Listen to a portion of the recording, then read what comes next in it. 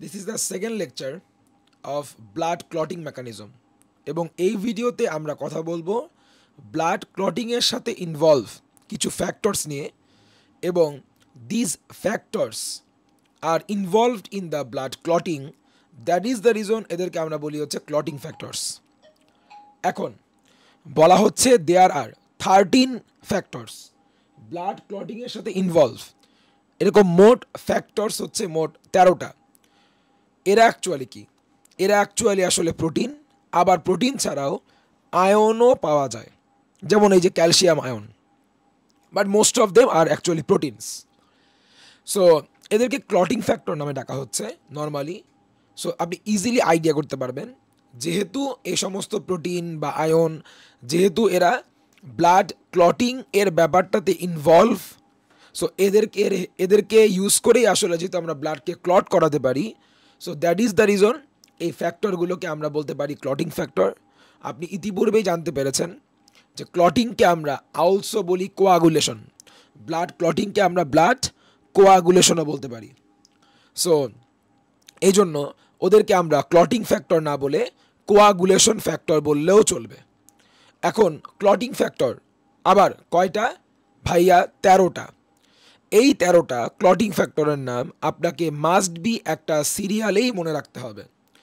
যেমন পরীক্ষায় আসতে পারে যে 9 নাম্বার ক্লটিং ফ্যাক্টর কোনটা, এই যে ক্রিসমাস ফ্যাক্টর। পরীক্ষায় বলতে পারে 4 নাম্বার ক্লটিং ফ্যাক্টর কোনটা, ক্যালসিয়াম আয়ন। সো এমসিকিউতে আপনি এই প্যাটার্নে কোশ্চেন পেতে পারেন। সো আপনি যদি সিরিয়াল বাই মনে রাখতে না পারেন, তাহলে আপনি কোন ফ্যাক্টর কয় নাম্বারে এটা আপনি বলতে পারবেন না। র্যান্ডম জাস্ট 13টা মুখস্থ করলেই কিন্তু স্যার চলতেছে না, আপনাকে এটা পড়তে হবে, তো হবে সিরিয়াল বাই মনে রাখতে হবে। সেকেন্ড কথা, সো এই যে 13টা ক্লটিং ফ্যাক্টর, আপনি দেখবেন 6 নাম্বারে আমি ফ্যাক্টরের নামটা স্কিপ করেছি। কেন স্কিপ করেছি সেটা আমি বলতেছি। সো আগে আমি 1 নাম্বার থেকে একটু জাস্ট রিডিং পড়ে যাই। ফ্যাক্টর 1 যদি হয় ফাইব্রিনোজেন, ফ্যাক্টর 2 প্রোথ্রম্বিন, ফ্যাক্টর 3 হবে thromboplastin, factor 4 calcium ion, factor 5 হবে প্রোঅ্যাক্সিলারিন। 6 নাম্বারটা আপাতত স্কিপ করতেছি।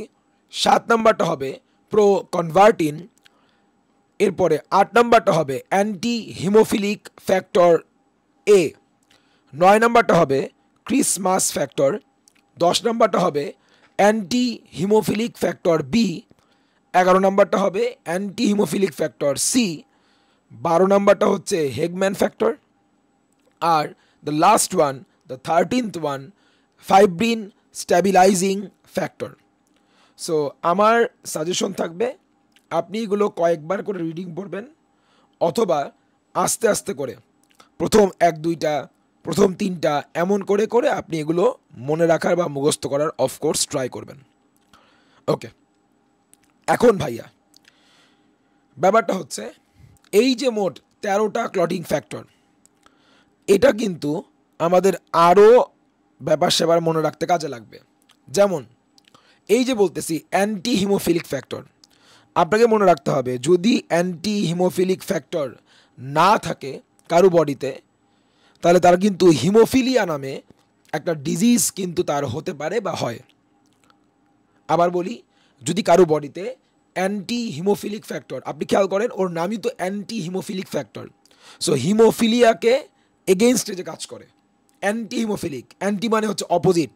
সো যদি এই ফ্যাক্টর না থাকে, তাহলে হিমোফিলিয়াকে প্রিভেন্ট করার কেউ থাকবে না, অর্থাৎ হিমোফিলিয়া নামে একটা পার্টিকুলার ডিজিজ মানুষের হতে পারে বা হয়। সো এই ব্যাপারগুলো মনে রাখতে হবে। এখন এই যে ক্লটিং ফ্যাক্টর, এর মধ্যে তোমাকে মনে রাখতে হবে প্রথম 4জন ফাইব্রিনোজেন, প্রোথ্রম্বিন, থ্রম্বোপ্লাস্টিন এবং ক্যালসিয়াম আয়ন, এদেরকে আমরা বলি যে এসেনশিয়াল, মানে বাংলায় বলা হয় অত্যাবশ্যকীয়, যাদেরকে লাগবেই, মানে এরা না হলে চলবেই না, মাস্ট বি। এই প্রথম 4জনকে আমরা বলবো অত্যাবশ্যকীয়, essential, the most important clotting factor. So এটা মনে রাখার ট্রিক্স আমি শিখাই দিচ্ছি। ট্রিক্সটা হচ্ছে আমরা বাংলা একটা ছড়া বলার চেষ্টা করব, ফুল পরে টুপ করে। ফুল ফ দিয়ে ফাইব্রিনোজেন, পরে প্রথ্রম্বিন, টুপ করে টুপ, ট দিয়ে এই যে টিস্যু, থ্রম্ব, টি দিয়ে থ্রম্বোপ্লাস্টিন, আর করে দিয়ে হচ্ছে ক্যালসিয়াম, ক ক্যালসিয়াম, বাংলায় ক্যালসিয়াম ক দিয়ে। সো আবার বলি, ফুল পরে টুপ করে, ফ দিয়ে ফাইব্রিনোজেন, পরে প্রথ্রম্বিন, ট দিয়ে থ্রম্বোপ্লাস্টিন, যার অ্যাকচুয়ালি তুমি বলতে পারো টিস্যু থ্রম্বোপ্লাস্টিন। সো ট দিয়ে টিস্যু থ্রম্বোপ্লাস্টিন, আর মানে থ্রম্বোপ্লাস্টিনকে ফুল ফর্মে আমরা টিস্যু থ্রম্বোপ্লাস্টিন নামে ডাকতে পারি। সো টিস্যু থ্রম্বোপ্লাস্টিন, ট দিয়ে টিস্যু, আর লাস্টে ক দিয়ে ক্যালসিয়াম, ফুল পরে টুপ করে। এটি কিন্তু পরীক্ষায় এমসিকিউতে সব থেকে বেশি আসার কথা আসে, যে আমাদের অত্যাবশ্যকীয় ক্লটিং ফ্যাক্টর, অত্যাবশ্যকীয় ক্লটিং ফ্যাক্টর কোনটি, এটা মনে রাখতে হবে এই চারটা। এটা কিন্তু সিরিয়ালেও 1 থেকে 4। নাম্বার 1 আবার বলতেছি ফাইব্রিনোজেন, নাম্বার 2 প্রথ্রম্বিন ফুল পরে, নাম্বার 3 টুপ উইচ ইজ টিস্যু থ্রম্বোপ্লাস্টিন, আর নাম্বার 4 করে ক্যালসিয়াম। এখানে যেটা মনে রাখতে হবে, এই যে আমরা 5 নম্বরে প্রো অ্যাক্সিলারিন লিখেছি, 6 নম্বরে দেখবেন ম্যাক্সিমাম বইতে বলা আছে ডাজ নট এক্সিস্ট। কারণ অ্যাকচুয়ালি প্রো অ্যাক্সিলারিনটাই যখন অ্যাক্টিভেট হয় সেটা কিন্তু অ্যাক্সিলারিন হয়ে যায়। এজন্য আসলে 6 নম্বরে ঘরটা ফাঁকা রাখবো, আমরা মনে রাখবো প্রো অ্যাক্সিলারিনটাই কিন্তু আসলে পরবর্তীতে অ্যাক্সিলারিন হয়ে যাবে, ঘরটা কিন্তু সেই ফিল আপ করবে। সো প্রো অ্যাক্সিলারিনের পর আমরা অ্যাক্সিলারিন যখন হবে তার জন্য আমরা ঘরটা ফাঁকা রাখবো, আমরা অন্য কিছু দিয়ে ওই ঘরটা ফিল আপ করবো না। সো 6 নাম্বার আমরা ফাঁকা রাখবো। তারপর আমরা এরপরে 7 নম্বরে বলবো প্রো কনভার্টিন। সো এভাবে করে কয়েকবার ইনশাল্লাহ আমরা বলার চেষ্টা করব এই ভিডিওতেই, করে করে আমরা এটা মুখস্থ করানোর বা মুখস্থ করার চেষ্টা করব। তাহলে প্রথম 4টা তো মুখস্থ হওয়ার কথা, আমরা যদি এখানে নাও তাকাই নাও দেখি তাহলে আমরা জানি প্রথম 4জন ছিল ফুল পরে টুপ করে ফাইব্রিনোজেন, পরে প্রথ্রম্বিন, টুপ টিস্যু থ্রম্বোপ্লাস্টিন, করে ক্যালসিয়াম আয়ন। এরপর 5 নম্বরে ছিল কি বলেন স্যার, প্রো অ্যাক্সিলারিন। 6 নম্বরে কিন্তু সেটাই পরে কী হয়ে যাবে, অ্যাক্টিভেট হলে অ্যাক্সিলারিন। সো আপাতত আমরা কিছু বলবো না, ওখানে আমাদের হয় ফাঁকা রাখবো অথবা বলবো ডাজ নট এক্সিস্ট। তারপরে 7 নম্বরে বলবো প্রো কনভার্টিন। ব্যাস, এই তো আমাদের 1 থেকে 7 পড়া হয়ে গেল। এরপরে আমরা ইনশাল্লাহ এই বাকিগুলো বলার চেষ্টা করব। এখন তাহলে এই যে আমরা যদি 8 নম্বরে আসি, অ্যান্টি হিমোফিলিক ফ্যাক্টর এ। 9 নম্বরে আসলে ক্রিসমাস ফ্যাক্টর, এটা খুবই important, Christmas factor. 10 number anti haemophilic factor B. 11 নম্বরে anti haemophilic factor C. So easy, 8-এ অ্যান্টি হিমোফিলিক ফ্যাক্টর এ, শুধু 9 নম্বরটা ক্রিসমাস, 10 এবং 11, 8, 10, 11 এ বি সি।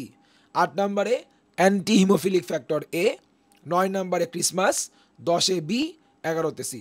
তারপরে 12 নম্বরে হেগম্যান ফ্যাক্টর, আর লাস্টে 13 নম্বরে ফাইব্রিন স্ট্যাবিলাইজিং ফ্যাক্টর। ফাইব্রিনকে যে স্ট্যাবিলাইজ করে, ফাইব্রিন স্ট্যাবিলাইজিং ফ্যাক্টর। এটা আমরা একবার চট করে বলার চেষ্টা করি। আমি জানি ভিডিওটা বরঞ্চ লেংদি হচ্ছে বারবার বলাতে, বাট আমার যেটা মনে হয়, আমি যেমন বারবার বলতেছি, যখন ভিডিওটা আপনি শুনতেছেন, আপনি যখন বারবার আমার কথা শুনবেন, আপনি মুখ দিয়ে না বললেও বারবার শুনে শুনে এটা আপনার মুখস্থ হওয়ার কথা। সো আমরা যদি বলার চেষ্টা করি আবারও, আমরা 8 নম্বরে বলতেছিলাম অ্যান্টি হিমোফিলিক ফ্যাক্টর, ওই যে 8-এ এ, মাঝখানে বলেন 9-এ আমরা বলেছিলাম ক্রিসমাস, 10, 11 বি এবং সি। সো 10-এ ছিল অ্যান্টি হিমোফিলিক ফ্যাক্টর বি, 11-তে ছিল অ্যান্টি হিমোফিলিক ফ্যাক্টর সি, 12-তে ছিল হেগম্যান, আর লাস্টে কী ছিল বলেন, 13 নম্বরে কী ছিল, দ্য 13th ওয়ান বলেছিলাম আমাদের fibrin stabilising factor, fibrin stabilising factor. So এই ছিল আমাদের ব্লাড এর যে ক্লটিং ফ্যাক্টরগুলো সেগুলো। এগুলো আবারও বলতেছি, আপনাকে সিরিয়াল পেয়ে মনে রাখতে হবে। আমি ভিডিওটা শেষ করব আপনাদের আরেকবার শোনানোর মাধ্যমে, আরেকবার আপনারা আমার সাথে শুনে মনে রাখার বা নিজেও বলার চেষ্টা করবেন। আমরা প্রথম 4টা মনে রাখবো কেমন করে, ফুল পরে টুপ করে, খুব দ্রুত। ফাইব্রিন, ফাইব্রিন, এই যে প্রথমটা ছিল ফাইব্রিনোজেন, 2 নম্বরটা কি ছিল প্রোথ্রম্বিন, 3 নম্বরে টুপ টিস্যু থ্রম্বোপ্লাস্টিন, 4 নম্বরে ক্যালসিয়াম করে ক্যালসিয়াম। এবার 5 নম্বরে প্রো অ্যাক্সিলারিন, 6 নম্বরটা আপনার আপাতত ব্ল্যাঙ্ক রাখবো। 7 নম্বরে প্রো কনভার্টিন, 8 8 10 11, তাহলে অ্যান্টিফিমিলি ফ্যাক্টর এ, 10-এ বি, 11-তে সি। মাঝখানে 9 নম্বর কি ছিল? ক্রিসমাস। আর 12 নম্বর ছিল হেগম্যান। আর লাস্টেরটা ছিল হচ্ছে ফাইব্রিন স্ট্যাবিলাইজিং ফ্যাক্টর। ডান। তাহলে এই ছিল আমাদের সেকেন্ড লেকচারে আমাদের ক্লটিং ফ্যাক্টর নিয়ে। থার্ড লেকচার আমরা করব হচ্ছে ব্লাড ক্লটিংয়ের ছবিটা আমরা দেখব, করে আমরা তার পাশে একটা ফ্লো চার্ট দিয়ে পুরো ক্লটিং প্রসেসটাকে আমরা মেকানিজমটাকে আমরা আসলে ডিসক্রাইব করার চেষ্টা করব।